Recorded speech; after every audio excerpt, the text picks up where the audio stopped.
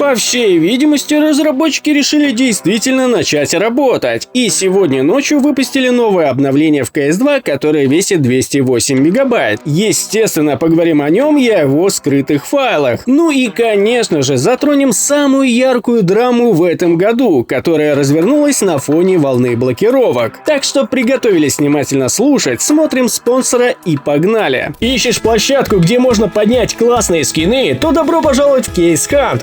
Огромный выбор кейсов и отличный алгоритм дропа. Если не понравился выбитый скин, его всегда можно проапгрейдить. Ну а если у вас скопился ненужный шир, то запихните его в контракты. Помимо этого, на сайте есть различные бонусы и все возможные розыгрыши, включая открытие бесплатных кейсов. Ребята из Case Hunt стараются разбавить ваш интерес и придумывать что-то новое. Ну а если ты используешь мой промокод при пополнении, получишь плюс 30% к депозиту. Так что не теряй времени и заходи по ссылочке в описании. Ну что же, как обычно по традиции, начнем сначала с обновления и плавненько перейдем к скрытым файлам и новостям. В сегодняшнем обновлении разработчики убрали значок убийства в воздухе, когда вы сделали это с гранаты. Исправили некоторые случаи, когда при выводе меню закупки или таблицы матча переставала реагировать клавиатура. Исправили также большое количество обрабатываемых пользователей команд при перемотке в демозаписях. Это сократило время перемотки на 80%.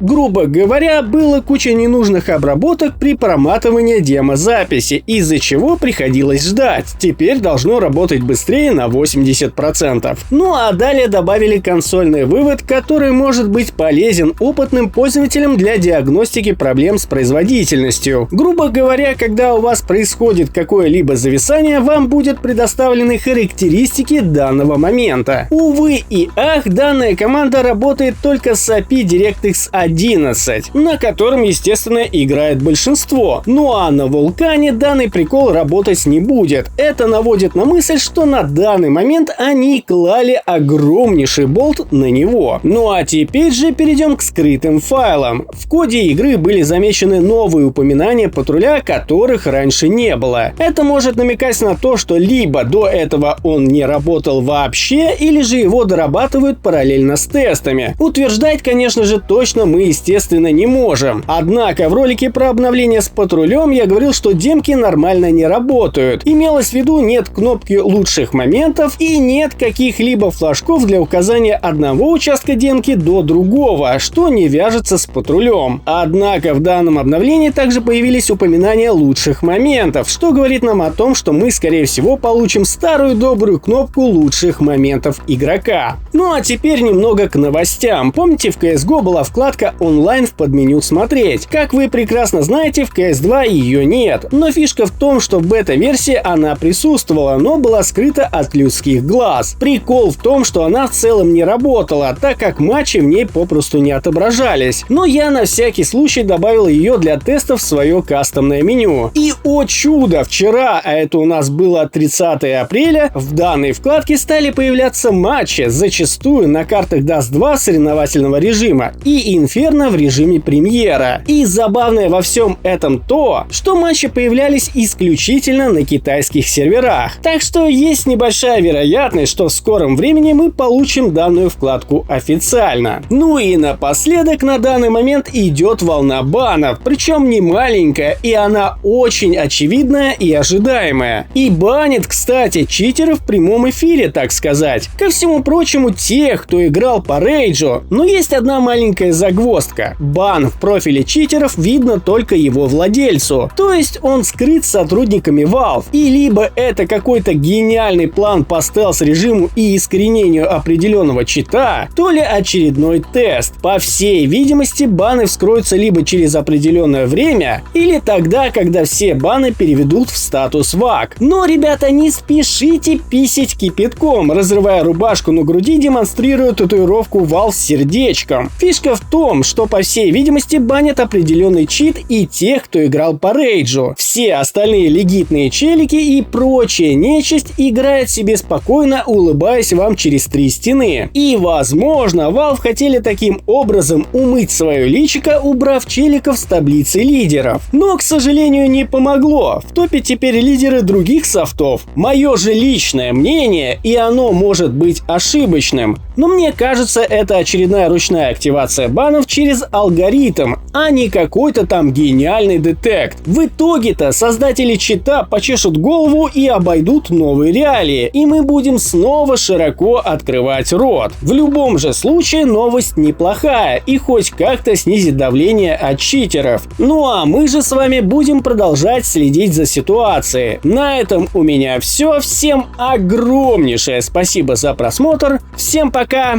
и удачи!